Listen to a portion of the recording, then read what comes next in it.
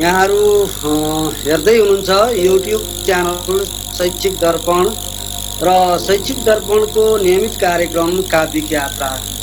हामीले काव्यिक यात्रामा विभिन्न कविज्यूहरूलाई यस कार्यक्रममा निमन्त्रणा गरी उहाँको काव्य रचनाका श्रवण गर्नेछौँ एकातिर भने, अर्कोतर्फ हामीले उहाँको काव्य सृजनाको क्रममा उहाँबाट प्राप्त अनुभवहरू र उहाँद्वारा गरिएका अभ्यासहरूलाई, काव्य सृजनाका अभ्यासहरूलाई आम श्रोता, दर्शक तथा पाठक समक्ष पुर्याउने जमर्को गर्नेछौँ। यसो गर्दा यी नवप्रवेशी नवसर्जकहरूलाई, स्थापित सर्जकहरूका ती अनुभवहरूले सृजन कार्यमा चाहिँ बढी प्रोत्साहन प्राप्त हुनेछ भन्ने हामी अपेक्षामा छौँ र कार्यक्रमको मुख्य उद्देश्य भनेको त्यही नै हो। र अर्को उद्देश्य, स्थापित कविहरूद्वारा सृजना गरिएका छन्दका कविताहरूको माध्यमबाट सम्प्रेषण गरिएका ती सन्देशहरू आम दर्शक, श्रोता र पाठकहरूसम्म पुर्याएर ती सन्देशहरू मार्फत चेतनाको स्तर बढाउने, चेतना जगाउने, आम समुदायमा चेतनाको वृद्धि गर्ने र त्यसै गरी ती सन्देशहरू मार्फत चाहिँ समाज परिवर्तनको लागि केही प्रयत्नको चाहिँ एउटा अभ्यास हो यो कार्यक्रम। यिनै विभिन्न उद्देश्यहरू मार्फत हामीले यो कार्यक्रम सञ्चालन गर्ने गरेका छौँ र यो कार्यक्रममा विगतका दिनहरूमा जस्तै आज पनि एकजना कवि हाम्रो निमन्त्रणलाई स्वीकार गरी यहाँ हाम्रो सम्पर्कमा आइसक्नु भएको छ र आज हुनुहुन्छ सीताराम संस्कृत माध्यमिक विद्यालयका आदरणीय शिक्षक हुनुहुन्छ वसुन्धरा पौडेल। उहाँ विगत लामो समयदेखि शिक्षण पेसामा संलग्न हुनुहुन्छ। आफ्नो मुख्य पेसा चाहिँ शिक्षणलाई आफ्नो जिम्मेवारी पूर्ण तरिकाले सम्पन्न गरेर पनि घरयासी व्यस्तताहरूको बावजुद पनि बचे खुचेका केही समयहरूलाई ज्यादै उपयोग गरी आफ्नो सृजनशील क्षमतालाई प्रयोग गरेर काव्य सृजनामा आफूलाई चाहिँ हुमिरहनु भएको छ। काव्य सृजनामा आफूलाई आफ्नो समयलाई उपयोग गरिरहनु भएको छ र साहित्यको यो क्षेत्रमा योगदान पुर्याइरहनु भएको छ। आउनुहोस् सम्पूर्ण श्रोता, दर्शक, पाठक तथा कार्यक्रम सञ्चालकको तर्फबाट हार्दिक स्वागत गरौँ। हार्दिक स्वागत छ आदरणीय कवि तथा शिक्षक वसुन्धरा म्याडमलाई। हार्दिक धन्यवाद सर, आभारी छु आदरणीय तेजपुर सर प्रति। अब हाम्रो कार्यक्रमको सन्दर्भमा त मैले केही कुराहरू चाहिँ राखिसकेको छु। केही मुख्य उद्देश्यहरू छन्, तिनी उद्देश्यमा केन्द्रित रहेर हामीले कुराकानी गर्नेछौँ।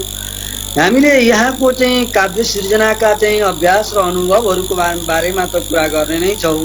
त्यसभन्दा अगाडि यहाँको एउटा परिचय पहिचानको लागि, किनकि यहाँ काव्य क्षेत्रमा, साहित्यिक क्षेत्रमा सामाजिक सञ्जालदेखि लिएर विभिन्न चाहिँ साहित्यिक चाहिँ संस्थाहरूमा त यहाँहरूको चाहिँ यहाँलाई परिचित गराइरहनु पर्ने छैन, तर सर्वसाधारण श्रोता पाठकहरूले पनि यहाँको संक्षिप्त परिचय पाउन् भन्ने उद्देश्यले मैले यो जिज्ञासा राखेको छु। यहाँको चाहिँ सामान्य बाल्यकाल, त्यसै गरी यहाँको शैशवकालको चाहिँ यहाँको चाहिँ जीवन, त्यसै गरी माध्यमिक, प्राथमिक तथा माध्यमिक तहको अध्ययन र उच्च तहको अध्ययन र यो शिक्षण पेसामा संलग्नताका केही जानकारीहरू सहित आफ्नो परिचय आम श्रोता, दर्शक, पाठक समक्ष उपलब्ध गराइदिनको लागि म हार्दिक अनुरोध गर्दछु।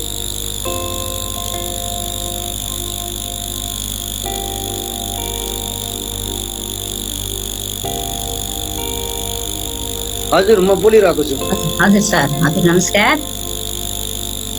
धन्यवाद सर। मेरो नाम वसुन्धरा पौडेल। मेरो जन्म मिति 2026 साल 10 महिनाको 15 गते तनहुँ जिल्लाको डुम्रीबेसी भन्ने ठाउँमा भएको हो। मेरो बुवाको नाम गजेन्द्र प्रसाद लम्साल, आमा तारादेवी लम्साल। मेरो बाल्यकाल भन्नुपर्दाखेरिमा यो साहित्यिक हिसाबबाटै बितेको हो भन्नुपर्छ। मेरो आमालाई नै मैले कवि भन्ने ठान्दछु, किनभने उहाँले मलाई बचपन अवस्थामै कविताहरू गीतहरू लोकगीतहरू यस्तो आफ्नो परिवेश अनुसारको गीतहरू सुनाउने गर्नुहुन्थ्यो। मलाई काखमा लिँदा पनि उहाँले गुनगुनाइराख्नुहुन्थ्यो। त्यस्तै गरेर पछि गएर मेरो भिनाजुहरू आदरणीय मेरो भिनाजु नारायण प्रसाद अधिकारीज्यू, मुकुन्द शरण उपाध्यायज्यू, उहाँहरूको कविता मैले सुन्ने अवसर पाएँ। उहाँहरूले भन्नुहुन्थ्यो, मैले सुन्थेँ। बेला बेलामा मलाई पनि उहाँहरूले भन्न लगाउनुहुन्थ्यो। त्यस्तै गरी मैले बिस्तारै बिस्तारै यसमा केही कवितामा चाहिँ रुचि बढाउँदै गएकी थिएँ। अनि मेरो 2044 सालमा मेरो विवाह भयो। 44 साल जेठ 27 गते विवाह भयो। त्यसपछि झन् म एकदमै मेरो विद्वान वर्गहरूसँग मेरो चाहिँ सम्पर्क भयो। मेरो पिताजीलाई 18 पुराण नै कण्ठस्थ थियो। उहाँको त्यो पुराण उहाँले वाचन गर्नुहुन्थ्यो, हामीले सुनिन्थ्यो। उहाँ कविता पनि अति सुन्दर कविता लेख्नुहुन्थ्यो। मेरो पिताजीलाई त हिन्दीमा भने हिन्दीमै, संस्कृत भने संस्कृतमै, नेपाली भने नेपालीमै, त्यसरी उहाँले कविता लेख्नुहुन्थ्यो। मैले चाहिँ सुन्ने अवसर पाएँ। उहाँको आशीर्वाद मलाई चाहिँ अहिलेसम्म पनि रहिरहेकै छ। उहाँ त अहिले परमपद गइसक्नु भयो, तर पनि उहाँको चाहिँ आशीर्वाद प्राप्त भइ नै रहेको छ। यसरी समय बिताउँदै जाँदाखेरिमा मेरो दाजी जेठाजु उहाँ पनि विद्वान व्याकरणाचार्य। उहाँबाट अलिअलि संस्कृत केही ज्ञान चाहिँ सामान्य संस्कृतको खासै मलाई ज्ञान त छैन, तर पनि केही चाहिँ उहाँबाट चाहिँ मैले प्राप्त गर्न सकेँ। पछि पिताजी परमपद भइसक्नु भएपछि मेरो श्रीमान कृष्ण उपाध्यायज्यू उहाँको चाहिँ पिताजीको सारा चाहिँ कवित्व शक्ति चाहिँ कान्छा छोरामा पूर्ण रूपमा सर्यो। त्यसपछि त उहाँका चाहिँ कविताहरू सुन्ने, उहाँले लेख्ने, उहाँले मलाई सुनाउने, मैले सुन्ने, गर्दा गर्दै 5000 भन्दा बढी कविता मैले सुन्ने अवसर पाएँ। अनि त्यसैबाट उहाँबाट नै म प्रेरित भएर अनि यो कविता चाहिँ मैले पनि छन्द सिक्छु भनेर उहाँसँगै मैले छन्द सिकेको। अनि यसरी चाहिँ छन्दमा मैले प्रवेश गरेँ। यसरी मेरो कविताको क्षेत्र चाहिँ सुरु भएको हो भन्नुपर्छ, छन्दको चाहिँ क्षेत्रबाट भन्दाखेरि।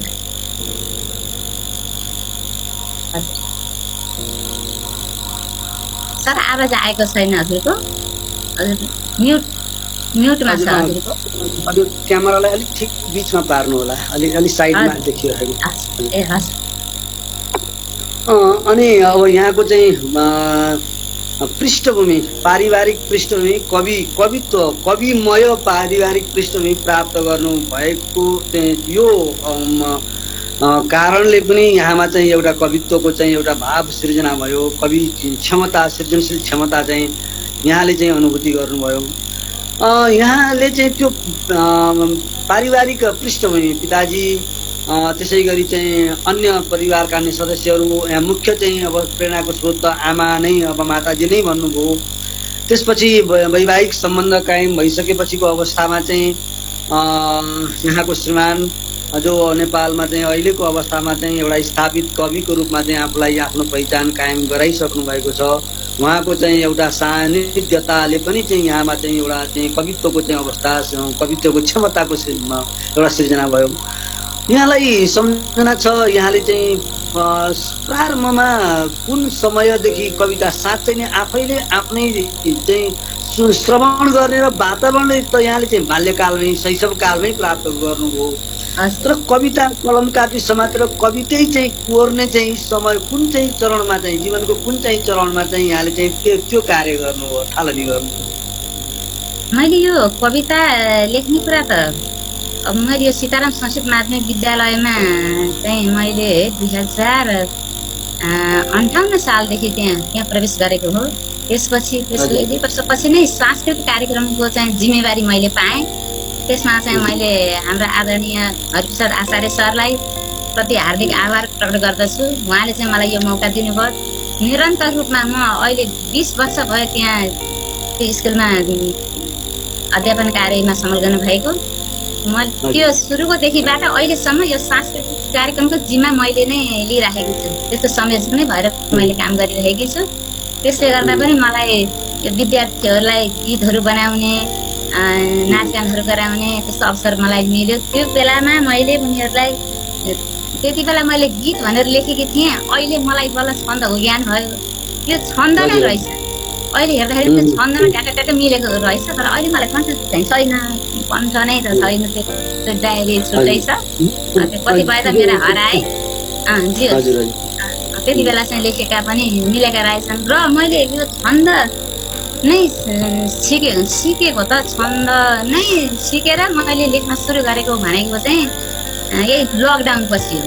सरसँग यो पोहोर लकडाउनबाट छन्द नै सिकेर आधिकारिक रूपबाट छन्द प्रवेश गरेको भनेको त लामो समय भएको छैन। मैले मेरो बुवालाई सम्झेर सुरुको कविता चाहिँ आफ्नै बुवालाई सम्झेर, बुवा परमपद भइसक्नु भयो, उहाँको सम्झनामा यो खुसी औँसीको बुवाको मुख हेर्ने दिनको अघिल्लो दिन चाहिँ उहाँको तिथि परेको थियो। अनि मैले बुवालाई सम्झेर कविता लेखेँ।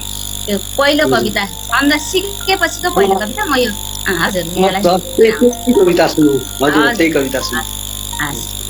यसको शीर्षक छ हाम्रा बाबा, छन्द छ मन्दाक्रान्त। हाम्रा बाबा सरल मनका, कर्मनिष्ठा भएका, सारा गाह्रा कठिन फलमा धर्मनिष्ठा भएका, बिर्सौँ भन्दा छल छल भई सम्झना आइदिन्छ, वर्षौँ वर्षौँ पछि पनि उही चेतना छाइदिन्छ। हुन्थ्यो बाबा हर तरहका काममा हात तिम्रो, मिल्थ्यो बाबा हर किसिमका दुःखमा साथ तिम्रो। छैनौ बाबा अब नजिकमा साथ तिम्रो हरायो, आयो औँसी पितर जनको याद ताजा गरायो। ताजा नै छन् कतिपय कुरा स्नेह धारा भरेका, गल्ती गर्दा थर थर गरी पाउ काँप्ने गरेका। एक्लै बस्दा भल भल गरी आँसु मेरो छरेछ, बाबा सम्झी धुरु धुरु रुने मात्र बानी परेछ।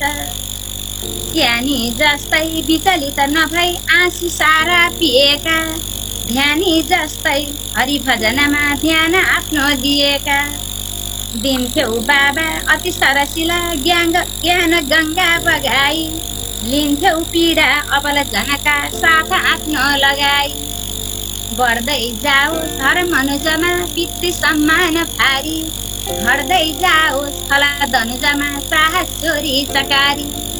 सम्झी राख्छन् वरपर बुवा चल्छ चरसार नाम, यस्ता हाम्रा जनक पदमा हात जोडी प्रणाम, यस्ता हाम्रा जनक पदमा हात जोडी प्रणाम।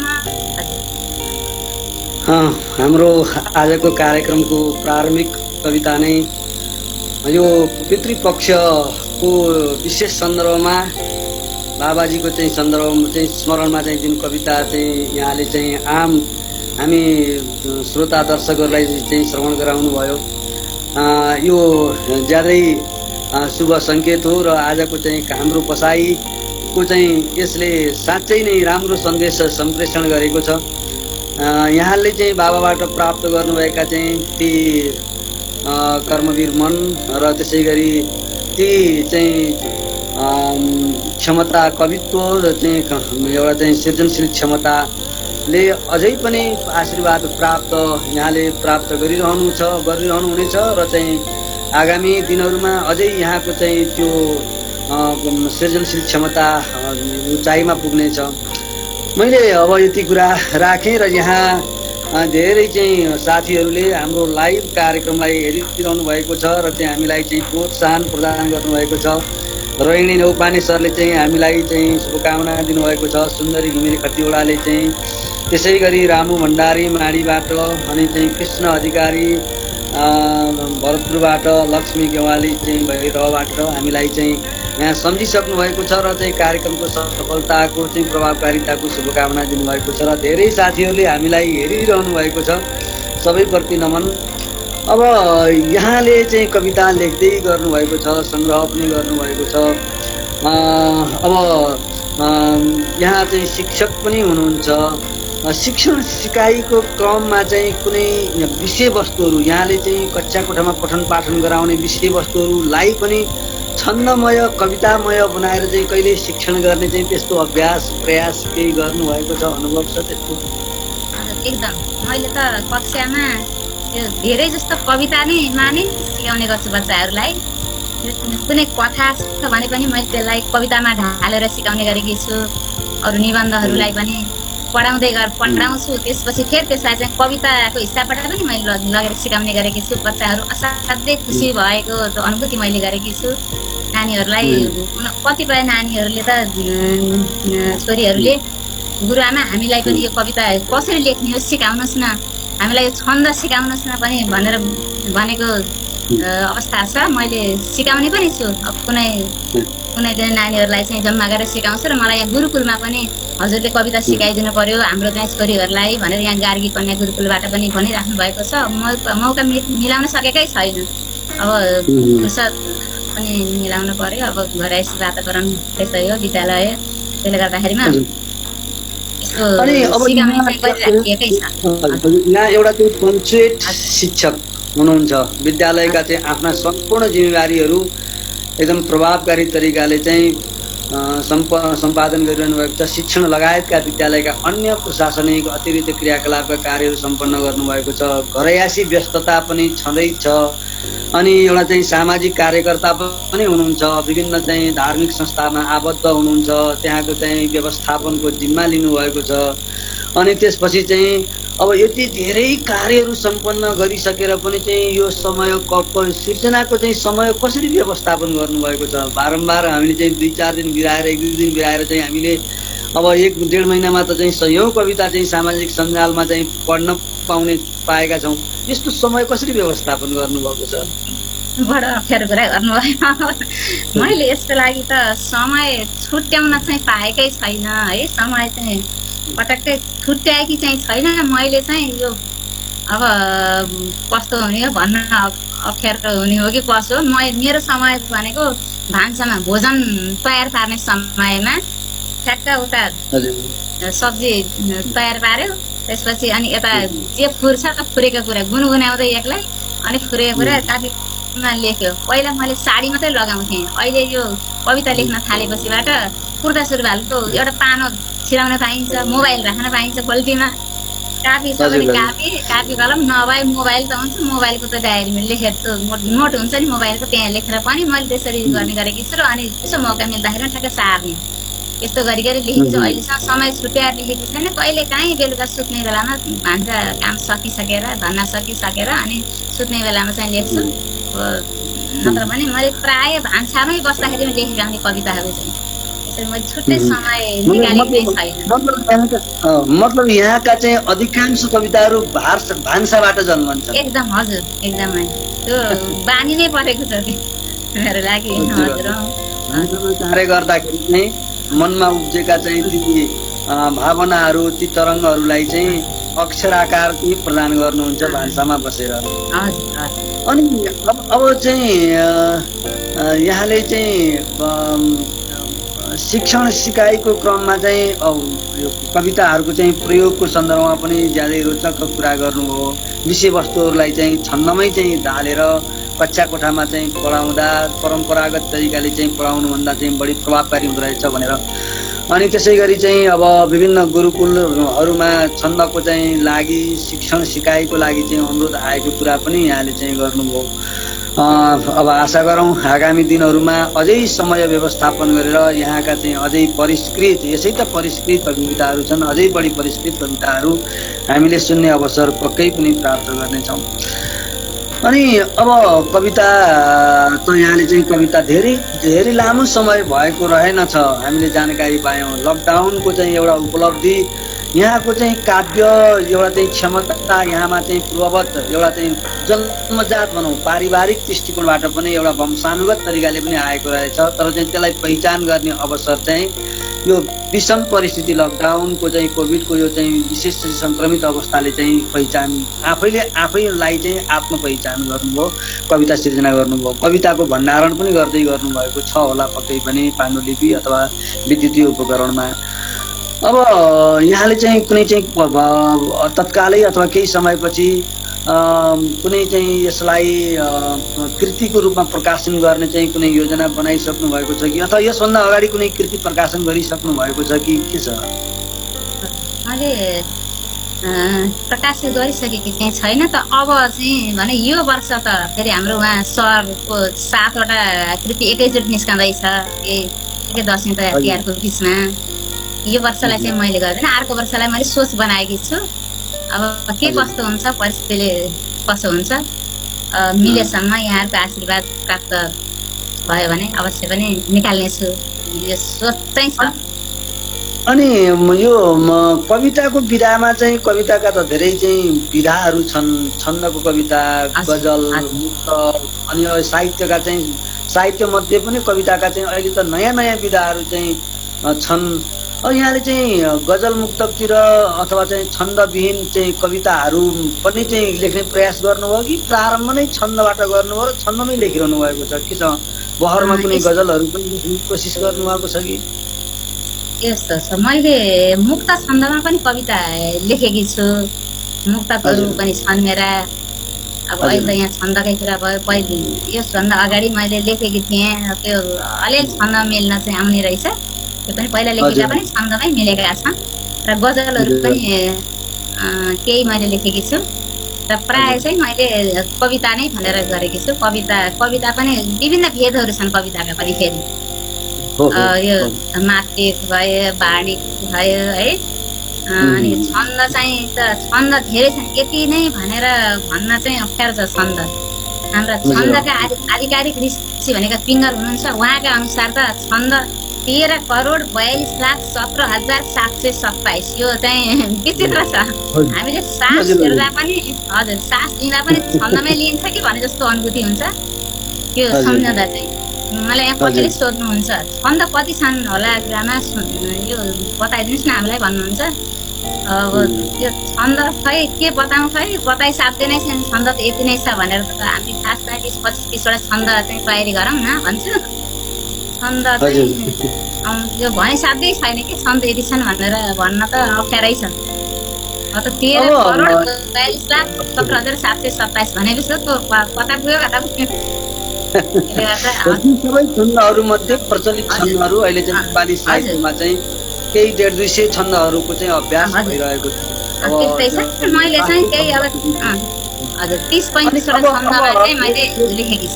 हजुर उपलब्ध हुन्छ भने चाहिँ छन्दको कुरा त गर्छौँ नि हामीले, यदि उपलब्ध हुन्छ भने हामीले चाहिँ अब यहाँका चाहिँ छन्दमै भएका अथवा चाहिँ छन्द मुक्त चाहिँ गजलहरू अथवा चाहिँ मुक्तकहरू मध्ये अथवा पद्य कविताहरू मध्ये कुनै एउटा अहिले उपलब्ध छ भने, छैन भने ठिकै छ, छ भने अथवा बहरको गजलसम्म कुनै छ भने के छ त्यस्तो उपलब्ध तत्काल छ कि? हजुर, यो मुक्त छन्ददेखि बाहिरको पनि अहिले सुनाउने कि छन्दको मात्रै गराउने? छन्द बाहिर पनि यहाँको चाहिँ हामी त धेरै छन्दको कविता सुन्छौँ, तर यहाँको चाहिँ कलम कुन विधामा चलेको छ भन्ने चाहिँ पाठक दर्शक श्रोताहरूलाई पनि जानकारी होस् भनेर। हस्, हुन्छ। म चाहिँ एउटा यो चाहिँ छन्दमा चाहिँ छैन, एउटा यो चाहिँ गजल नै हो है। म सुनाउँछु है, यो छन्द सिक्नुभन्दा अगाडि नै मैले लेखेको हो। बहुमुखी प्रतिभाकी अनि बन्ने मन छ मलाई, महु सुन्दर सृजना कि खाने भन्ने मन छ मलाई, महु सुन्दर सृजना कि खाने भन्ने मन छ मलाई। मेरा मनका इच्छा जति धेरै माथि पुगे साथी, मेरा मनका इच्छा जति धेरै माथि पुगे साथी, आकाशका तारा जति सबै गन्ने मन छ मलाई, आकाशका तारा जति सबै गन्ने मन छ मलाई। बहुमुखी प्रतिभाकी अनि बन्ने मन छ मलाई। बिना बाटो लड्दै पढ्दै सपनीमा घुमे राति, बिना बाटो लड्दै पढ्दै सपनीमा घुमे राति, डाँडा पाका सबैतिर बाटो खन्ने मन छ मलाई। बहुमुखी प्रतिभाकी धनी बन्ने मन छ मलाई, बहुमुखी प्रतिभाकी धनी बन्ने मन छ मलाई। देश उज्यालो होस् भनेर साँझ मैले बाले बाटी, देश उज्यालो होस् भनेर साँझ मैले बाले बाटी, बारी टारी गैरी खेत सबै निफाल्ने मन छ मलाई। बहुमुखी प्रतिभागी धनी बन्ने मन छ मलाई। राष्ट्र घाती खोजी खोजी बुझ्दै निफाल्ने मन छ मलाई, राष्ट्र घाती खोजी खोजी बुझ्दै निफाल्ने मन छ मलाई। बहुमुखी प्रतिभागी धनी बन्ने मन भन्छ मलाई म सुन्दर सृजना कि खानी भन्ने मन छ मलाई म सुन्दर सृजना कि खानी भन्ने मन छ मलाई। हजुर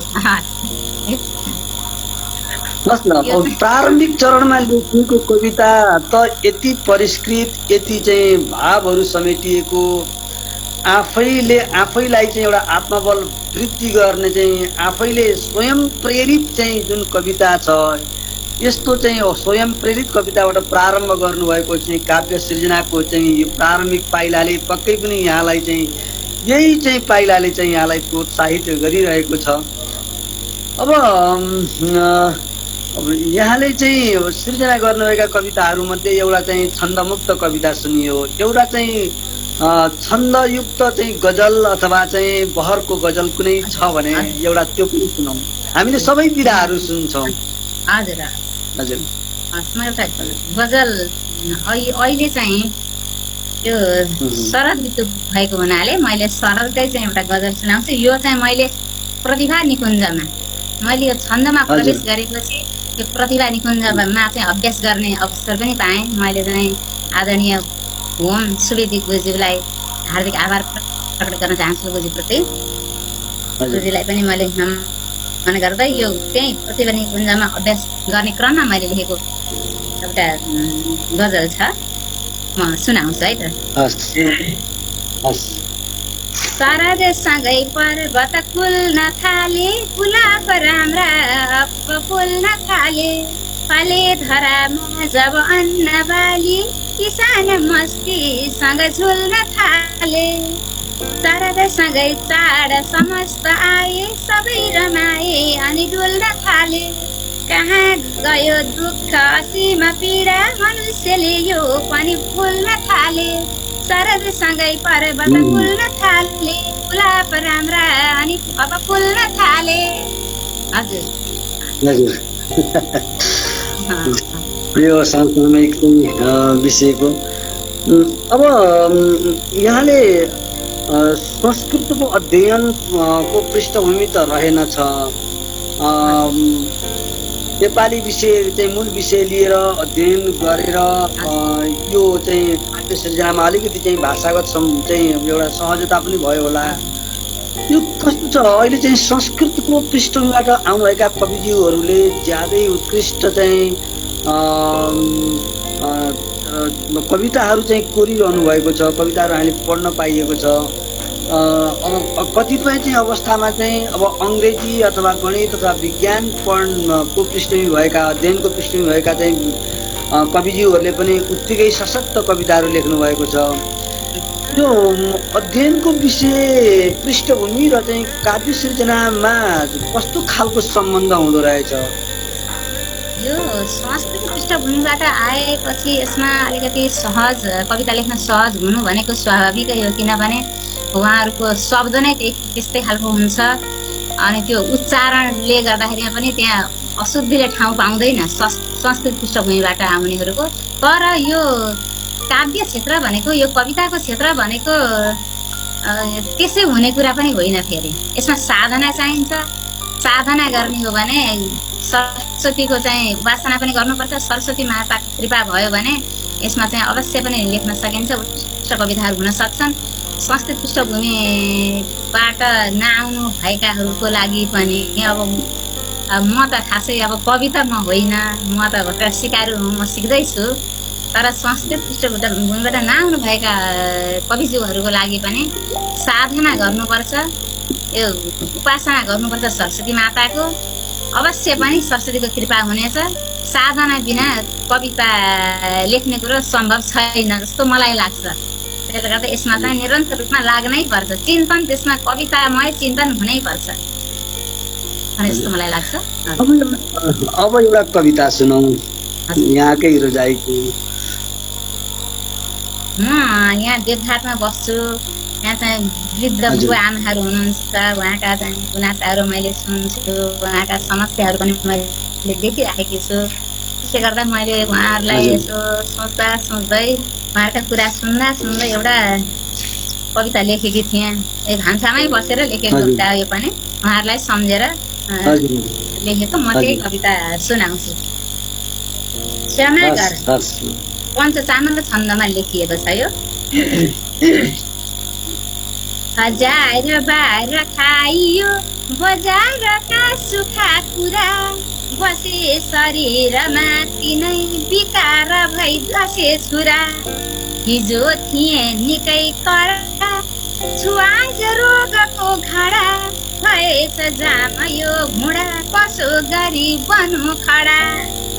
गएछ जिन्दगी ढली, भएछ देह नक्कली, मनुष्य योनि हो छली, रहेछ यो युगै कली। अनेक रोग आउने, शरीर नै गलाउने, मिलेन ओखती कुनै, विषाणु नै जलाउने। नशेष नै रह्यो कुनै, अभक्ष भोजन आदिमा, नहोस नै रह्यो कुनै, विशेष योजना आदिमा। न दान धर्म नै भयो, न तीर्थ दर्शनै भयो, न शुद्ध कर्म गर्नमा विशुद्ध भाव नै रह्यो। त्रितापको प्रभावले छग्रस्त यो कलेवर, भएन चेतना कुनै, प्रभु सबै क्षमा गर। गरेर शक्ति साधना, धरेर भक्ति भावना, छरेर ज्ञान चेतना, सदा गरौँ उपासना। छरेर ज्ञान चेतना, सदा गरौँ उपासना। अब यहाँका कविताहरू, अधिकांश कविताहरू कस्तो खाले विषयवस्तु, जुन कन्टेन्ट भनिन्छ, जो विषयवस्तुको छनौट, कविता लेख्ने क्रममा चाहिँ विषयवस्तुको छनौट, पहिला चाहिँ एउटा चाहिँ विषयवस्तुको छनौट गरेर चाहिँ त्यसलाई चाहिँ कविता सिर्जना गरेर अनि चाहिँ शीर्षक दिनुहुन्छ कि पहिला शीर्षक छान्नुहुन्छ र कविता लेख्नुहुन्छ कि यो के हो? अब किनकि शीर्षकले चाहिँ कविताको सार्थकता चाहिँ दस्ट्याउँदछ। अब त्यो अवस्थामा कविता सबै लेखिसकेपछि शीर्षक छान्ने गर्नुहुन्छ कि शीर्षक पहिला तयार गरेर मात्रै कविता चाहिँ योजनाबद्ध तरिकाले कविता लेख्नुहुन्छ? म चाहिँ कस्तो भने कविता मैले लेख्छु, पहिला लेख्दा यसो के फुर्छ, कस्तो फुर्छ त, फुरेको कुरा म लेख्छु। कुनै परिवेश केही देखियो भने त्यसको विषयमा पनि लेखिन्छ, अथवा कसैसँग प्रभावित भएर, म त गुरुहरूसँग प्रभावित भएर पनि मैले कविता लेखेकी छु। गुरुहरूलाई यसो हेर्छु, गुरुहरूको चाहिने आशीर्वाद प्राप्त गरेकी हुन्छु अनि उहाँहरूकै विषयमा लेख्छु।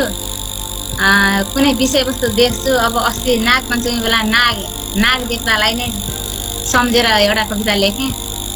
कहिले गुरुहरूलाई लेख्छु, यो परिस्थिति हेरेर, परिवेश हेरेर के फुर्छ, यसो भान्सामा बसेको बेला त्यो के फुर्छ आफूलाई, फुरेको कुरा लेख्दै जान्छु। त्यो पुरा भएपछि अनि त्यसको शीर्षक राख्छु। त्यसरी गरेकी छु मैले अहिलेसम्म। चाहिँ यही लेख्छु भनेर म त्यसरी बसेर कविता लेखेकी छैन। कहिले काहीँ चाहिँ त त्यस्तो परिस्थिति नै आउँछ, जस्तै अब बुवाको विषयमा लेख्छु भनेर बसेँ, लेखेँ।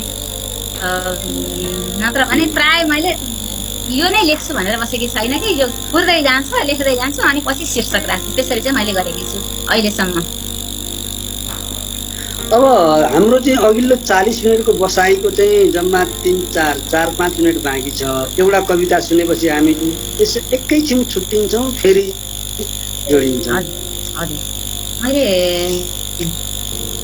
मैले यो अनुष्टुप छन्द मलाई साह्रै गाग्यो। मैले अन्त छन्दबाट मैले कविता लेख्न सक्दिनँ कि भन्ने मलाई भएको थियो। त्यस समयमा हाम्रो आदरणीय गुरुदेव छन्द सारथी गुरुबा रमेश खकुरेलज्यू चाहिँ मलाई यो छन्द सिकाउनु भयो।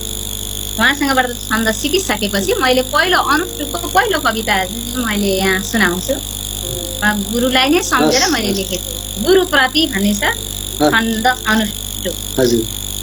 गुरुका दिव्य बाणी छन्, लेखनी छन् थरी थरी, शारदा पुत्र नै हुन् कि भन्ने लाग्छ घरि घरि।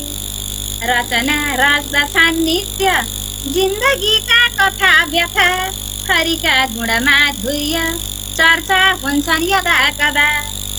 गुरु छन् काव्यका ज्ञाता,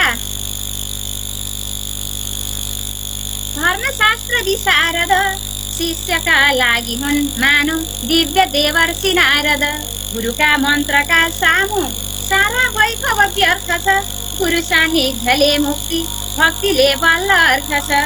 बिना गुरु कुनै सिद्धि कुनै छैन कसै पनि, कृपा दृष्टि मिले जन्म धन्य भन्छ यसै पनि, कृपा दृष्टि मिले जन्म धन्य भन्छ यसै पनि।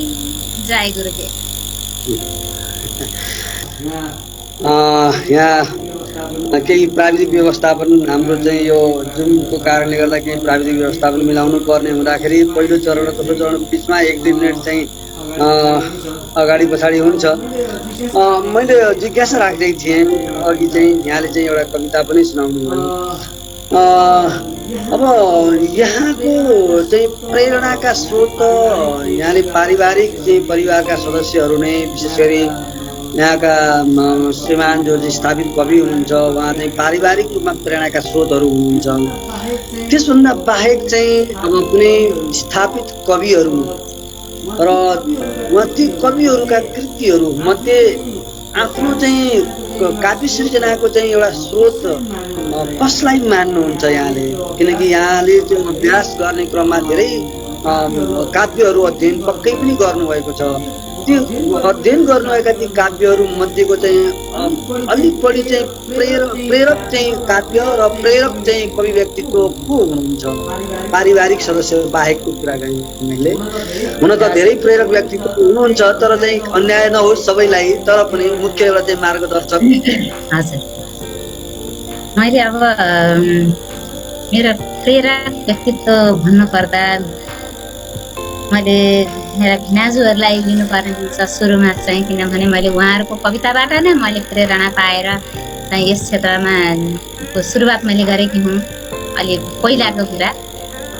अनि त्यसपछि आदरणीय गुरु गोविन्दराज विनोदी गुरु हुनुहुन्छ, उहाँले मलाई पटक पटक अब मैले नानीको कविता पढ्न पाउनै पर्छ, अब मैले अब अर्को पटक आउँदाखेरिमा मैले चाहिँ नानीको कविता सुन्दै खाना खाँदै गर्ने भनिकन मलाई चाहिँ यसमा चाहिँ उत्साह चाहिँ थप्ने काम गर्नुभयो। उहाँको प्रेरणाले पनि मैले चाहिँ कविता सिक्नै पर्छ भन्ने मलाई लाग्यो। भिनाजु नारायण प्रसाद अधिकारी, डाक्टर नारायण प्रसाद अधिकारीज्यू हाम्रो यो कविता वाचन कार्यक्रममा चाहिँ प्रमुख अतिथि रूपमा हामीले उहाँलाई बोलाएका पनि थियौँ। उहाँबाट म अत्यन्तै प्रभावित। उहाँका त बाल्यकालमा उहाँले चिठी लेख्दा पनि कवितामा लेखेर पठाउनुहुन्थ्यो। मैले त्यो कविता अहिले पनि मलाई कण्ठ छ। त्यसरी उहाँबाट चाहिँ म अत्यन्तै प्रभावित भएँ। मुकुन्द शरण उपाध्याय गुरु, उहाँका कविता कति कण्ठछन् छन्। उहाँका कविता केटाकेटीदेखिबाटै पढ्दै आइयो। उहाँहरू चाहिँ मेरो प्रेरणाका स्रोत हुनुहुन्छ। त्यसपछि अहिले आएर अहिले त मलाई माया गर्ने गुरुहरू धेरै हुनुभयो। छन्द सार्थी गुरुबा रमेश खत्रेज्यू, उहाँले पटक पटक चाहिँ सिकाएर फोन गरेर हुन्छ कि त्यो उसमा मेसेन्जरमा पठाएर हुन्छ कि उहाँले मलाई त्यो अन्त शब्द सिकाउनु भयो। उहाँ मेरो गुरु, मैले उहाँलाई गुरु मानेकी छु। हाम्रा चाहिँ अब अभिभावकै हुनुहुन्छ, हामीलाई साथ दिइरहनु भएको छ हाम्रो मार्ग निर्देशक गुरुदेव कोषराज नेपालीज्यू, उहाँको अत्यन्तै माया मैले पाएकी छु। उहाँले उहाँको प्रेरणा त मेरो लागि एकदमै मेरो शक्ति बनेको छ, ऊर्जा थप्ने काम उहाँले गर्नुभएको छ। उहाँबाट म अत्यन्तै प्रभावित छु। त्यसबाट पनि मलाई चाहिँ ऊर्जा मिलेको छ। मैले कविता लेख्ने अवसर यसरी पाइराखेकी छु, उहाँहरू चाहिँबाट आशीर्वाद पाएकी छु। मुकुन्द शर्मा गुरु, पटक पटक मैले लेखेका कविताहरूमा कतै यसो गल्ती भइहाल्यो भने उहाँले सुधारिहाल्नुहुन्छ। उहाँबाट पनि मैले त्यसरी नै ऊर्जा पाएकी छु। अनि मलाई चाहिँ यो प्रतिभा निकुञ्जमा कवितामा अभ्यासको क्रममा चाहिँ सिकाउने काम चाहिँ होम सुवेदी गुरुले गर्नुभएको छ, गिरिराज गुरुले गर्नुभएको छ। म होम सुवेदी गुरुप्रति पनि आदरणीय गुरु, अत्यन्तै उहाँ चाहिँ बहु प्रतिभाका धनी हुनुहुन्छ। उहाँप्रति पनि मैले हार्दिक आभार प्रकट गर्दछु यसै मार्फतबाट। गिरिराज गुरुले पनि कतिपय कविताहरू सच्याउने, सुधार गर्ने कामहरू गर्नुभएको छ। यसरी मैले थुप्रै हुनुहुन्छ, उहाँहरूबाट म अत्यन्तै प्रभावित छु र यहाँहरूबाट मैले आशीर्वाद पनि पाएकी छु र मलाई लाग्छ आगामी दिनहरूमा पनि उहाँहरूले चाहिँ माया गर्नुहुनेछ। हामीलाई यस कार्यक्रमको लाइभ हेरेर धेरै दर्शक श्रोता कवि व्यक्तित्वहरूले चाहिँ प्रतिक्रिया लेखेर चाहिँ शुभभाव व्यक्त गर्नुभएको छ, जसमध्ये चाहिँ अब अहिले यहाँ हुनुहुन्छ लकाश पौडेलले सुन्दर भनेर लेख्नुभएको छ। त्यसै गरी कृष्ण प्रसाद पोखरेलले बाबाप्रतिको सद्भावपूर्ण सृजना सुन्दर छ भन्नुभएको छ। दिलबहादुर महरा कोटीबाट हामीलाई चाहिँ हार्दिक शुभकामना दुवैलाई भन्नुभएको छ। देशबन्धु अधिकारीले सफलताका कदमहरूको गतिले थप तीव्रता प्राप्त हुन सकोस् शुभकामना दुवैलाई भन्नुभएको छ। दिलबहादुर महराले चाहिँ धेरै पटक हामीलाई चाहिँ धेरै टिप्पणीहरू सहित प्रोत्साहनमूलक टिप्पणी सहित लेखिरहनु भएको छ।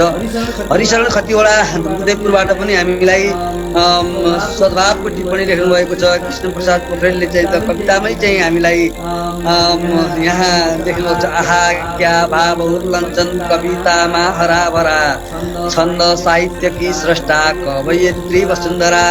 यसरी हामीलाई चाहिँ प्रोत्साहन गर्नुभएको छ। लकाश अत्यन्त सुन्दर कविता, यो काव्य यात्रा अगाडि बढोस् भन्नुभएको छ। कतिवटा हरिचरणले झापाबाट, सीता दाहाल काठमाडौँबाट आहा कति सुन्दर सर म्याडम दुवैलाई प्रणाम भन्नुभएको छ। त्यसै गरी शिव त्रिपाठीले चाहिँ नमस्कार कवयित्री म्याडमलाई नमस्कार भनेर चाहिँ नमस्कार यहाँ हामीलाई पठाउनु भएको छ। हाम्रो तर्फबाट पनि शिव त्रिपाठीलाई प्रणाम छ। त्यसै गरी सीता शर्मा अनि नर्मदा दाहाल पोखरेल धेरै कविहरूले चाहिँ धेरै दर्शक श्रोताहरूले हामीलाई चाहिँ यो सद्भावपूर्ण टिप्पणी गरेर प्रोत्साहन प्रदान गर्नुभएको छ। समग्र कार्यक्रमको तर्फबाट र चाहिँ त्यसै गरी अतिथि र हाम्रो कार्यक्रम संयोजकको तर्फबाट सबै यहाँ चाहिँ टिप्पणीकर्ता, प्रोत्साहन सहितको टिप्पणीकर्ता आदरणीय सबै चाहिँ दर्शक गुरुदेवहरूलाई चाहिँ कार्यक्रमको तर्फबाट हार्दिक नमन टक्र्याउँदछु। र अब एउटा कविता सुनाउँ। सम्पूर्णमा नमस्कार गर्छु, उहाँहरूप्रति हार्दिक आभार प्रकट गर्दछु। उहाँहरूकै टिप्पणीबाट नै हामीलाई ऊर्जा मिलेको छ, यस्तै माया पाइराख्ने भन्ने अपेक्षा पनि गर्दछु। हजुर अब एउटा कविता सुनाउँ। हजुर मैले आमा कविता सुनाउँछु अहिले। बुवाको भने गुरुको पनि भने अब म आमाको कविता भन्ने इच्छा भयो मलाई। शार्दुल विकृत छन्दमा लेखिएको छ त्यो आमा कविता।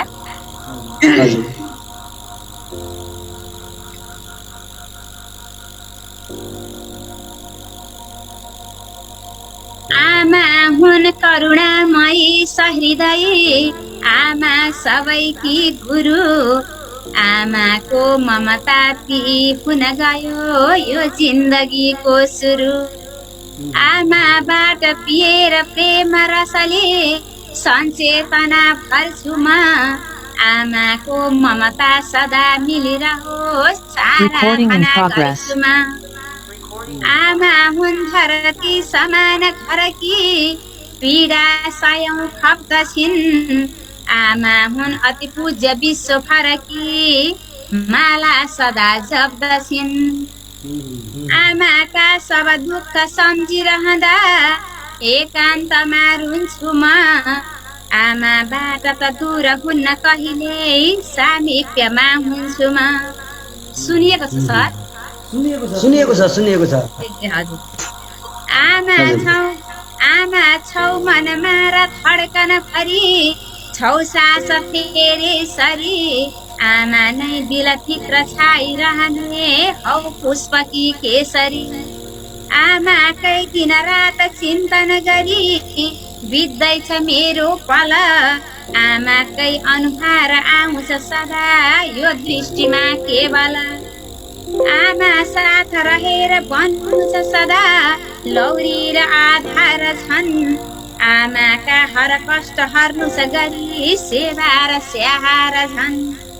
आमाको गुणगान गर्न नसकी निशब्द नै बन्छु म, आमाको अतिरिक्त हुन्न जगमा यो सृष्टि नै भन्छु म। आमाका अतिरिक्त हुन्न जगमा यो सृष्टि नै भन्छु म। हजुर ज्यादै सुन्दर कविता आमाप्रति समर्पित यो कविताले साँच्चै नै एउटा चाहिँ सन्देश आम छोराछोरीहरूमा आमाप्रतिको चाहिँ सद्भाव, आमाप्रतिको सब प्रेम आमाप्रतिको चाहिँ एउटा चाहिँ ममता कसरी व्यक्त गर्ने भनेर चाहिँ सन्देश सम्प्रेषण गरेको छ।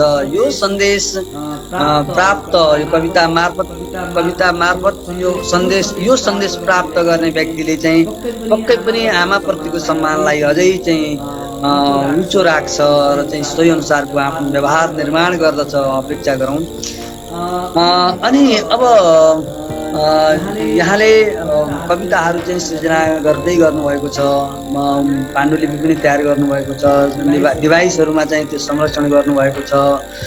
कहिलेकाहीँ लाग्दैन प्रारम्भिक चरणमा लेखिएका कविताहरू चाहिँ यसो चाहिँ फर्केर हेर्दा, सीमावलोकन गर्दाखेरि चाहिँ हो मैले चाहिँ यहाँ त यस्तो त्रुटि गरेछु, यो चाहिँ सच्याउनु पर्ने रहेछ भनेर चाहिँ ती पुराना धुराना भनौँ न अलि अघिल्लो चरणका कविताहरू फेरि चाहिँ सम्पादन गर्नतिर पनि लाग्नु भएको छ कि? मैले त्यसरी अगाडिको कविताहरू फर्केर मैले हेरेकी छैन। अब यो बाल गीतहरू मैले प्राय चाहिँ पहिला लेखेका चाहिँ बाल गीतहरू हुन् र यो छन्द सिकेपछिबाट चाहिँ यो लेख्दै गएकी छु, म लेख्दै अगाडि बढ्दै गएकी छु यसमा चाहिँ। तर त्यो पछाडिको पहिलाका चाहिँ फर्केर हेर्ने क्या मैले गरेकी छैन। अब त्यो चाहिँ कृति निकाल्ने बेलामा त्यसरी फेरि दोहोऱ्याएर गर्नु पर्ला भन्ने लागेको छ। अहिले चाहिँ लेख्दै चाहिँ गइछु, फेरि अगाडि त्या कविताहरू हेर्ने त्यस्तो चाहिँ गरेकी छैन। अब हेर्न त हेर्नै पर्ने हुन्छ, त्रुटिहरू त अवश्य छन्, कति त्रुटि त गुरुहरूको चाहिँ आशीर्वाद अवश्य मिल्नेछ र त्यसमा चाहिँ सच्याउने मौका पाउनेछु भन्ने पनि म आशावादी छु त्यो कुरामा पनि। हजुर, अनि कहिलेकाहीँ लाग्दैन अब आजसम्म चाहिँ अब काव्य सृजनामा साहित्यिक क्षेत्रमा चाहिँ कविता छन्दको कवितामा चाहिँ अधिकांश समय खर्चिनु भएको छ र चाहिँ अधिकांश यहाँका कविताहरू छन्दमा छन्। अन्य कुनै विधा त्यो चाहिँ यात्रा स्मरण हुन सक्छ अथवा कुनै अन्य चाहिँ साहित्यका चाहिँ अन्य विधाहरूमा, आख्यान विधामा कुनै कलम चल्ला जस्तो लाग्छ यहाँलाई? कुनै दिन चाहिँ चलेर कलम पनि त्यो विधामा पनि विधान्तर भएर पनि कवितामा के अरे कलम चलाइएला भन्ने लाग्छ कि लाग्दैन यहाँलाई? कस्तो छ? मेरो सुरुमा त मेरो रुचि भनेको यो चाहिँ कथा निबन्ध यतातिर नै थियो। सुरुमा चाहिँ मैले कथा आफ्नै जीवनी पनि मैले लेखेकी थिएँ। त्यसमा चाहिँ सुरुदेखिबाट अन्तिमसम्मको लेख्दै जाँदाखेरिमा कतिपय तिता मिताहरू, सुखका दुःखका कुराहरू सबै कुरै लेखेकै थिएँ। अब त के भयो बिचमा आएर फेरि मैले यी सबै कुरा राख्नु चाहिँ हुँदैन कि केही नराम्रो केही हुन्छ कि यसबाट मैले सारा एउटा पनि नछोडिकन मैले त्यसरी लेख्दै जाँदाखेरिमा त्यो बिचमा के आयो मनमा, मैले चाहिँ आगो फुकेर खाना तयार पार्ने समयमा ठ्याक्कै जलाउने काम मैले गरेँ। त्यो गर्न नहुने कुरो मैले गरेँ। त्यो अहिले मैले यति सम्झेकी छु त्यसरी मैले किन फालेँ होला त्यसलाई, आफ्ना सबै सारा त्यो दुःखका कुरा किन राख्ने भन्ने त्यस्तो आयो मनमा। हजुर, सुनिरहेको छु।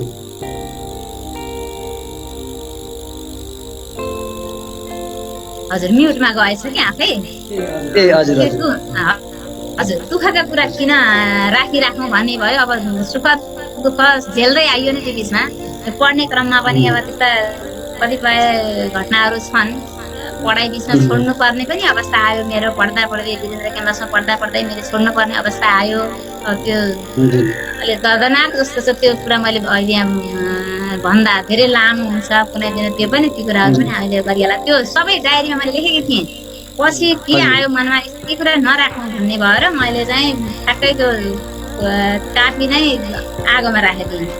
अहिले मलाई यदि पछुतो भएको छ, मैले त्यसरी त्यो लेख्न अब सक्दिनँ कि यस्तो लेखाइ थियो, त्यो लेखाइ कसरी आएको थियो, मलाई त्यो भित्रबाट आफै आएको कुरो अब मैले त्यो बनाउन सक्दिनँ। तर म त्यो कविताका कृतिहरू केही निकालिसकेपछि म त्यो क्षेत्रतिर लाग्ने मलाई इच्छा छ। भगवानले अब कतिको त्यो पुरा गर्नुहुन्छ मेरो इच्छालाई भएछ भने म त्यतापट्टि फेरि त्यता फर्कने चाहिँ मैले चाहिँ प्रयास गर्नेछु। सफल हुन नहुन के भयो हुन्छ। हजुर यहाँ चाहिँ हरिशरण खतिवडाले चाहिँ झापाबाट के भन्नुभएको छ भने आहा कस्तो रोचक प्रस्तुति, भान्सा नै कविताको उद्गम स्थल भनेर चाहिँ हामीलाई चाहिँ एउटा चाहिँ टिप्पणी लेख्नु भएको रहेछ। धन्यवाद हरिशरण सर, यहाँको चाहिँ यो प्रोत्साहनमूलक टिप्पणीको निमित्त। यहाँ धेरै साथीहरूले चाहिँ हामीलाई हेरिरहनु भएको छ। यहाँ चाहिँ हामीलाई यो हाम्रो कार्यक्रमलाई चाहिँ निहालिरहनुभएका साथीहरू मध्ये अहिले चाहिँ बन्धुराज कोइराला, सावित्री पौडेल, रोहिणी नेउपाने, बुद्धिनाथ अधिकारी, हिमालय पौडेल, सुन्दरी घिमिरे खतिवडा, कृष्ण अधिकारी, लक्ष्मा गेवाली, दिलबहादुर महरा, रामजी गेवाली, गंगाधर पौडेल, सृजना ढकाल, खतिवडा हरिचरण, लकाश पौडेल, खगेन्द्र थापा, इन्दिरा श्रेष्ठ, सीता शर्मा, हरि कटेल, नर्मदा दाहाल पोखरेल, सुनिल गौतम, बिन्दु दाहाल मुखदर्शक, तारा घिमिरे, धेरै चाहिँ साथीहरूले हामीलाई हेरिरहनु भएको छ। र यहाँ भर्खरै चाहिँ बिन्दु दाहाल मुखदर्शकले अत्यन्त राम्रो कार्यक्रम, आहा सुन्दर कार्यक्रम भनेर चाहिँ हामीलाई चाहिँ टिप्पणी मार्फत प्रोत्साहन प्रदान गर्नुभएको छ। सम्पूर्णप्रति पुनः हार्दिक नमन। र अब एउटा चाहिँ कविता सुनौँ।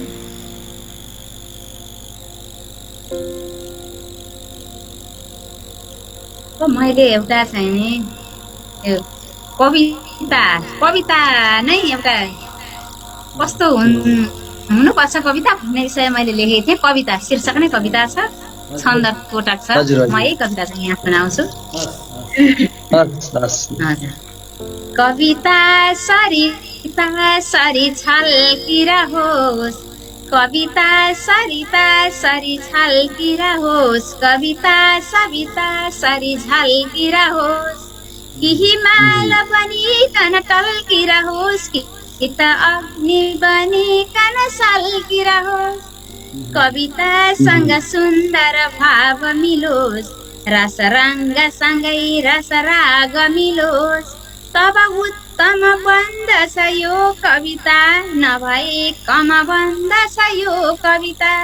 सुखमा कविता, दुःखमा कविता, सब मानवका मुखमा कविता।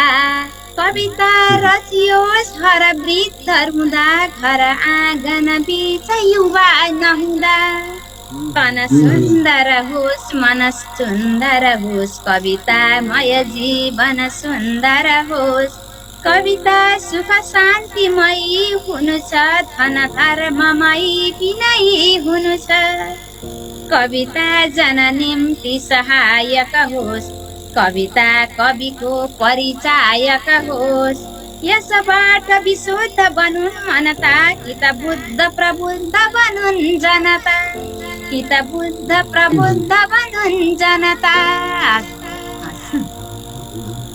वास्तवमा कविताकै सन्दर्भमा लेख्नु भएको यो कविताले वास्तवमा कविहरूलाई कविता कस्तो हुनुपर्छ, कविताले कस्ता भाव समेट्नुपर्छ भन्ने बारेमा चाहिँ जुन कविता लेख्नुभयो, यो एउटा चाहिँ कविता मात्रै होइन, एउटा चाहिँ कविहरूको निमित्त मार्गदर्शन पनि हो। यो कविताको अध्ययनले कविहरूलाई कविता लेखनमा चाहिँ एउटा मार्गदर्शन प्रदान गर्नेछ।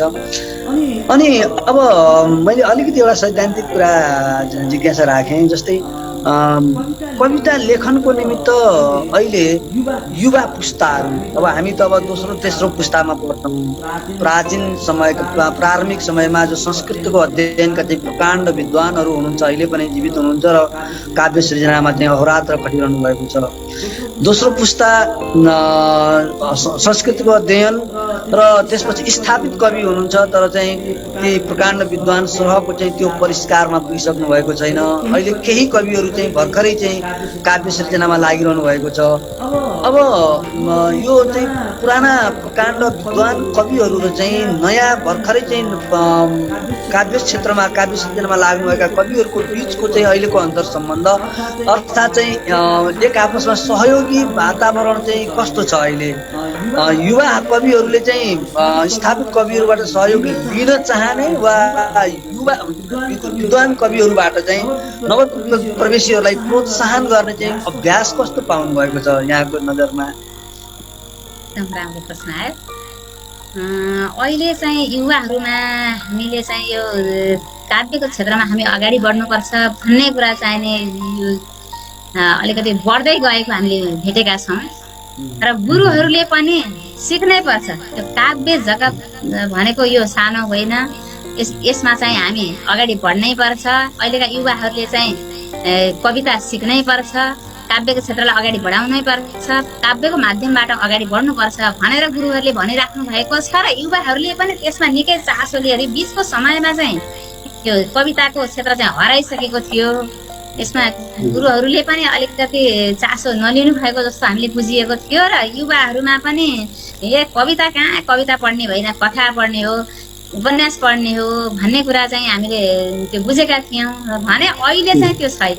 अहिले त अहिलेका युवाहरूले चाहिँ कसरी सिक्ने होला, हाम्रै विद्यार्थीहरूलाई पनि देखिन्छ हामीले ल न कसरी सिक्ने, हामीलाई पनि सिकाउनुहोस् न, हाम्रै छोराछोरीहरूले पनि ल न हामीलाई पनि सिकाउनु पर्यो कसरी गर्ने हो भन्ने कुरा चाहिँ यहाँ राख्छन् बाबु नानीहरू सबैले राखेको देख्दाखेरिमा हामीलाई पनि सिक्न पाए हुन्थ्यो भन्ने भयो र सिकाउन अलिअलि सानो कुरा यिनीहरूलाई सिकाउन पाए हुन्थ्यो भन्ने हामीलाई पनि छ। र गुरुहरू चाहिँ अब जुन संस्कृत क्षेत्रको उबाट आउनु भएको छ गुरुहरू, उहाँहरूले पनि निकै चाहिँ प्रयास गर्नु भएको छ। यसमा चाहिँ अवश्य पनि गुरुहरूको आशीर्वाद हुनेछ र युवाहरूले पनि सिक्नेछन् र यो काव्य क्षेत्र चाहिँ यो अगाडि नै बढ्नेछ भन्ने मलाई लागेको छ। नवसर्जकहरूको प्रेरणाको निमित्त यहाँले धेरै काव्यहरू अध्ययन गर्नु भएको छ। नवसर्जकहरूको प्रेरणाको निमित्त र अलिकति मार्गदर्शनको निमित्त यहाँले सिफारिस गर्नै पर्ने कुनै काव्य कृतिहरू छन् नवसर्जकहरूको लागि? हामीले चाहिँ अब पुराना जस्तै अनुष्टुप छन्दको लागि प्राकृत पोखरा हेर्नुपर्ने हुन्छ। अनि हाम्रा चाहिँ छन्द सार्थी गुरुबा रमेश खत्रेलजी हुनुहुन्छ, उहाँका चाहिँ अहिले निरन्तर रूपमा दैनिक रूपमा आइरहेका हुन्छन् कविताहरू। ती कविताहरू पढ्ने हाम्रो गुरु कोशराज नेपानेज्यू हुनुहुन्छ, उहाँ त हाम्रो चाहिँ मार्ग निर्देशक। कसरी चाहिँ व्यक्त गर्न सकिन्छ? त्यसकारण छन्द त खालि चाहिँ शब्दहरूको थुप्रो मात्रै हो भनेर चाहिँ कतिपय चाहिँ छन्दलाई चाहिँ अलि अपमानित तरिकाले चाहिँ लेखेको चाहिँ छन्दमा कविता नलेख्ने कविहरू लेखेको पनि देख्ने गरिन्छ, कहिलेकाहीँ टिप्पणी देखिन्छ हामीले। अनि कतिपय कुराहरू चाहिँ फेरि चाहिँ छन्दमा कविता लेख्ने कविहरू चाहिँ छन्दमुक्त कविता लेख्नेहरूलाई पनि अलि यो चाहिँ कुनै नियममा नबाँधिकन अब कुनै शब्दहरूको चाहिँ उपयुक्त चयन नगरिकन कुनै सुर र ताल बिनाका कविता पनि के कविता होलान् र भन्ने खालको चाहिँ कहिलेकाहीँ खटपट देखिन्छ। साँच्चै छन्दमा कविता लेख्दाखेरि चाहिँ छन्दको बन्धनले कहिलेकाहीँ भाव व्यक्त गर्नको लागि चाहिँ अलिक सङ्कुचन आएको अनुभूति यहाँलाई लाग्दैन? रमाइलो है, ठिक छ। यो चाहिँ कस्तो हो त भनेदेखि मैले त यो छन्द कवितालाई र यो छन्द मुक्त कविता यो मैले दुवैलाई उत्तिकै सम्मान गर्छु। यो आफ्नो आफ्नो क्षेत्र हुन्छ। यो छन्द कविता लेख्ने कविहरूले चाहिँ त्यो छन्दकै माध्यममा छन्दमै बाँधिएर लेख्नुहुन्छ, व्यक्त गर्नुहुन्छ। छन्दमा नलेख्ने कविहरूले आफ्नै हिसाबले मनमा आएको कुराहरूलाई व्यक्त गर्नुहुन्छ। त्यो चाहिँ उहाँहरूको आफ्नो आफ्नो विचार हो। तर यसमा चाहिने दुवैले दुवैको सम्मान गर्नुपर्ने हुन्छ। कोही हामीले एक धर्म मान्ने मान्छेले अर्को धर्म मान्ने व्यक्तिलाई चाहिँ अपमान गर्ने, असहयोग गर्ने काम हामीले गर्नु हुँदैन भनिन्छ नि, त्यस्तै हो यो पनि। यसमा पनि छन्दका कविहरूले चाहिँ मुक्त छन्दका कविहरूलाई चाहिँ नि हेलत्तो गर्ने र उहाँहरूले पनि यता चाहिँ विरोध गर्नुभयो भने यो चाहिँ के भन्छ त भन्दा खालि यहाँ खटपट ल्याउने, विवाद ल्याउने, छाइ झगडाका चाहिँ कुराहरू गर्ने कुरा मात्र हुन्छ। यसमा चाहिँ यो राम्रो होइन र यो गर्नुहुन्छ जस्तो मलाई लाग्दैन। अब चाहिँ किनभने उहाँले पनि होइन छन्दमा पनि लेख्न सकिँदो रहेछ, छन्दमा पनि यस्ता यस्ता कविताहरू आइरहेका छन्। सुरुमा त यो भएको हो, छन्दमा सकिन्न, आफ्नो भाव र भाव व्यक्त गर्न सकिन्न भन्ने चाहिँ नि यो सबैले महसुस गरेको कुरा हो। तर यो सिकिसकेर यसमा छिरिसकेपछि त्यो हुँदैन। त्यो कुरो चाहिँ हामी दोहोरीले बुझ्नुपर्ने हुन्छ। छन्दमा लेख्ने मान्छेले पनि र छन्दमुक्त कविता लेख्ने व्यक्तिहरूले पनि यो कुरा बुझ्नुपर्ने हुन्छ। यसमा चाहिँ विवाद गर्ने कुरो त गर्नै हुँदैन। ठिक छ, आफ्नो इच्छाको कुरो हो। अब उहाँहरूलाई चाहिँ छन्दमा लेख्ने इच्छा भएन भने त ठिकै छ नि। अब जसरी पनि आफ्नो मनमा भएको भावनालाई व्यक्त गर्ने कुरा त हो। कविता भनेकै त्यही हो, मनमा आएको भावनालाई यो काव्यको माध्यमबाट व्यक्त गर्ने हो। काव्य भनेको त यो छन्द मात्रै काव्य होइन, यो मुक्त छन्द पनि त काव्य हो नि। छन्द बिना पनि त काव्य हुन्छ, त्यो पनि काव्य हो, यो पनि काव्य हो। आफ्नो मनमा भएको भावनालाई कसरी व्यक्त गर्न सकिन्छ, आफूलाई रुचि कता छ त्यतैपट्टि जाने हो। यसमा चाहिँ विवाद गरेर त्यो छन्द र मुक्त छन्द भनेर गर्न पर्ने मैले देख्दिनँ। यसमा चाहिँ मैले अर्को पनि मैले अर्को पनि जिज्ञासा राखेको थिएँ। यहाँलाई आफैलाई कहिलेकाहीँ त्यो अनुभूति हुँदैन, यो चाहिँ छन्दको नियममा बाँधिएर लेख्दाखेरि चाहिँ मनमा एक प्रकारको भाव सृजना भएको छ। त्यो भाव अनुसारका शब्दहरू चाहिँ नमिल्दा शब्दहरू आउँदाखेरि चाहिँ कहिलेकाहीँ मनमा उठेको जस्ताको तस्तै भाव छन्दमा व्यक्त गर्न नसकेको त्यस्तो अनुभूति केही छ? त्यस्तो चाहिँ मैले त्यस्तो महसुस चाहिँ गरेकी छैन। मैले चाहिँ यो छन्द छोडेर उता जान पाए हुन्थ्यो भन्ने चाहिँ मलाई भएको छैन। कहिलेकाहीँ भाव आउँदैन, एउटा कुरा लेख्छु भन्दा अर्कोतिर जान्छ, त्यस्तो चाहिँ मलाई भएको छ है। एउटा लेख्छु भनेर सुरु गर्छु अनि अर्कै कता जान्छ अर्कैतिर जान्छ, तर कविता टुङ्गिन्छ। आफूले भनेको कुरा नभएर उता जान्छ, किनभने त आफूसँग शब्दको कमीले होला भन्ने मलाई लागेको छ। मैले चाहिँ यसमा चाहिँ मेरो साधना नपुगेको मेरो कमजोरी हो भन्ने मलाई हुन्छ। मैले चाहिँ यसमा कसरी गर्ने होला, म कसरी अगाडि बढ्ने होला भन्ने मलाई लाग्छ। तर यो छोडेर म अर्कोतिर जान पाए हुन्थ्यो, मुक्त छन्दतिर जान पाए हुन्थ्यो भन्ने चाहिँ मलाई यो भएको चाहिँ छैन। यो अहिलेसम्म त्यो आएको छैन, नआओस् पनि भन्छु म। हजुर, अब लामो कुरा गरियो, केही चाहिँ व्यावहारिक कुरा, केही कविताका सैद्धान्तिक कुराहरू। अब कविता सुन्छौँ, 2-3वटा लगातारै सुन्छौँ। हाम्रो 10 मिनट मात्रै बाँकी भनेको छ। हाम्रो चाहिँ यो चाहिँ सिस्टमले 10 मिनट बाँकी भनेको छ। 10 मिनटमा हामी टुङ्ग्याउँछौँ। मैले यो चाहिँ साना बच्चाहरूको लागि हाम्रो आदरणीय सर गोपाल प्रसाद भण्डारी सर पहिला चाहिँ हामी अहिले धेरै अगाडि मलाई सम्झना छ, उहाँ चाहिँ माविनी हुनुहुन्थ्यो।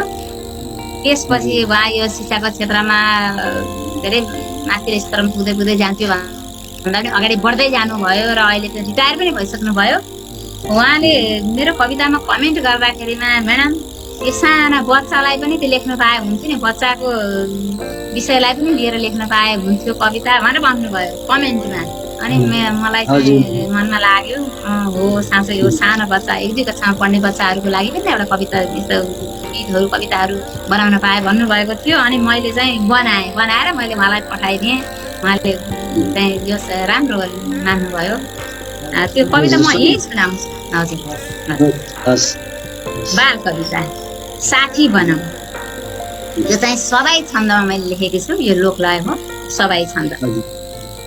आऊ आऊ सबैजना अब साथी बनाऊ, आफ्नो आफ्नो नाम अनि थर पनि भनौ। दावा छिरिङ रामु ऋतु कस्तो राम्रो नाउ, विद्यालय परिसर खेल्ने हाम्रो ठाउँ, विद्यालय वरिपरि खेल्ने हाम्रो ठाउँ। मिलिजुली खेलौँ साथी समातेर हात, मित्रतामा हुने छैन कुनै जात पात। आऊ आऊ सबैजना अब साथी बनाऊ, आफ्नो आफ्नो नाम अनि थर पनि भनौ। कथा गाथा एबिसिडी भन्ने गरौँ साथी, 1 2 3 4 1 2 3 पो गन्ने गरौँ साथी। खाजा खाने बेला भए हात धुन जाऊ, गुरुमाको कुरा सुनि ताजा खाजा खाऊ। किताबका कुरा पढी ताजा खाजा खाऊ। आऊ आऊ सबैजना अब साथी बनाऊ, आफ्नो आफ्नो नाम अनि थर पनि भनौ आफ्नो आफ्नो नाम अनि थर पनि भनौ अन्त्यमा कार्यक्रमको चाहिँ अन्त्यमा छौँ। हजुर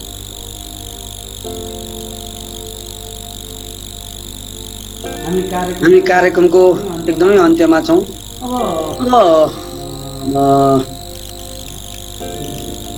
भर्खरै काव्य क्षेत्रमा लाग्न प्रयत्न गर्नुभएका कविहरूलाई एउटा अब उमेरले करिब चाहिँ परिपक्वता प्राप्त गरेको, हुन त यहाँले आफूलाई चाहिँ भर्खरै प्रवेश गरेको भनेर भन्नुभएको छ काव्य क्षेत्रमा, तर पनि यहाँका कविताहरू सुन्दा हामीलाई त्यस्तो लाग्दैन। कविताका भाव, कविताका चाहिँ लय, कविताका छन्द, कवितामा समाविष्ट चाहिँ सम्पूर्ण विशेषताहरूलाई हेर्दा यहाँ नवप्रवेशी कवि अथवा चाहिँ नव सर्जक चाहिँ हुनु हुँदैन भन्ने लाग्छ। तैपनि यहाँले चाहिँ नवसर्जक नै हो भनेर चाहिँ आफूलाई चाहिँ भनिरहनु भएको छ। तैपनि यहाँको चाहिँ अभ्यास, आयुष्यको अभ्यास र अनुभूतिले प्राप्त अनुभवहरूबाट चाहिँ भर्खरै कविता क्षेत्रमा लाग्नुभएका नवसर्जकहरूलाई यहाँको चाहिँ सन्देश के छ, के सुझाव दिनुहुन्छ? मैले उहाँहरूलाई भन्नुपर्दाखेरिमा काव्य भनेको एउटा चाहिँ यस्तो यो रमाइलो पक्ष हो। यो कविता भनेको चाहिँ रमाइलो पक्ष हो। यसमा चाहिँ यहाँहरूले प्रवेश गर्नुभयो भने यहाँ छुट्टै किसिमको अनुभूति यहाँहरूले चाहिँ भेट्टाउनुहुनेछ, प्राप्त गर्नुहुनेछ, अनुभूति गर्नुहुनेछ। यो क्षेत्र भनेको सुखको पनि साथी र दुःखको पनि साथी हो रहेछ। यो काव्यको क्षेत्र भनेको सुखमा पनि यसले चाहिँ हामीलाई साथ दिन्छ र दुःखमा पनि साथ दिन्छ। सुखको कुरा पनि हामीले चाहिँ यसको माध्यमबाट चाहिँ व्यक्त गर्न सकिन्छ र दुःखका कुरा पनि यसको माध्यमबाट व्यक्त गर्न सकिन्छ। त्यसले गर्दा हामी चाहिँ अगाडि बढ्नुपर्छ। सुरुमा कविता लेख्दाखेरिमा कतिपय अप्ठ्यारा कुराहरू पनि आउने हुन्छन्। शब्दले साथ दिँदैन, त्यसको लागि चाहिँ आत्तिनु हुँदैन। नातिकन शब्दकोश हेर्ने अनि अग्रजहरूका कविताहरू पढ्ने, नजानेका कुराहरू अग्रजहरूसँग सोध्ने, नहिचकिकन सोध्नलाई चाहिँ लाज मान्नु हुँदैन। आफूले मेसो नपाएको कुरा कुनै सूत्रमा चाहिँ कन्फ्युज हुन अप्ठ्यारो हुनसक्छ। आफूलाई कुनै चाहिँ लेख्ने क्रममा चाहिँ शब्द नआउन सक्छ। यो शब्द चाहिँ मलाई यस ठाउँमा मैले के राख्ने होला भन्ने सोध्ने र चाहिँ हामीले यसमा चाहिँ साधना गर्ने, सरस्वती माताको चाहिँ उपासना गऱ्यौँ भने अवश्य पनि हामी सफल हुन सकिनेछ भन्ने मैले चाहिँ उहाँहरूलाई चाहिँ यो सन्देश दिन्छु। धन्यवाद। अब अन्त्यमा यहाँ 2-3वटा चाहिँ हामीलाई कमेन्ट आएको छ। देवी प्रसाद मिश्रले अति राम्रो कार्यक्रम, निरन्तरता प्राप्त होस् भनेर चाहिँ हामीलाई शुभभाव व्यक्त गर्नुभएको छ। राम प्रसाद तिमेल सिन्हाले अति सुन्दर कार्यक्रम, कविताकै कविता, आहा कति सुन्दर भनेर भन्नुभएको छ।